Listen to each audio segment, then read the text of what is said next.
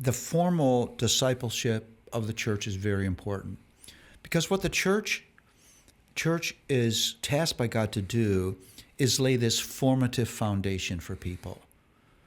Everybody gets to develop a biblical literacy. Everybody begins to develop a theological awareness. That formative foundation is very hard, but it's very important. It's hard to develop your faith without that formative foundation, but it's almost impossible for a church to staff enough people then to apply that personally to everybody in the congregation. Yeah. And what often happens is there's a gap between the formative foundation of the discipling ministry of the church and the real lives of people, because we just don't have enough people to do that. And so the mentoring of older believers, of younger believers, just because they love God and they love people, the two great commands, and you want to do that, is incredibly important. People think I'm overstating this when I say this, but the guys I regularly meet with who are younger than me in ministry, I say all the time, I think it's the most important thing I'm doing.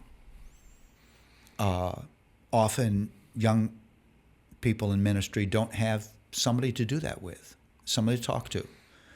And so I think it's very important that the church is mobilized to understand the formal disciples of the church is not enough.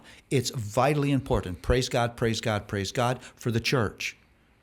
But that walking through what that means in people's lives and being able to speak with utter specificity into somebody's heart, you can't do that in preaching. You can't counsel people from the pulpit. No. It would be wrong to do that. And when you're doing theological instruction, you can only ever apply that generally to the group of people that are in the room. But there needs to be that hardline application into real people's lives. And the question for me is, who's going to do that? Yeah. Who is that person in these young people's lives? I have to be honest. I sit at the back of my church and I look at all these young people. I mean, it's filled with 20-somethings, and my brain melts thinking about this question. These are lovely young people. They're choosing to follow after God. But I know what it's like in those years. And who is making that specificity of application? Who can they ask those scary questions to ask about things you don't want anybody to know about? Who can talk specifically about sin to them? Who gets to know them well enough to know how they operate and can put their fingers on things?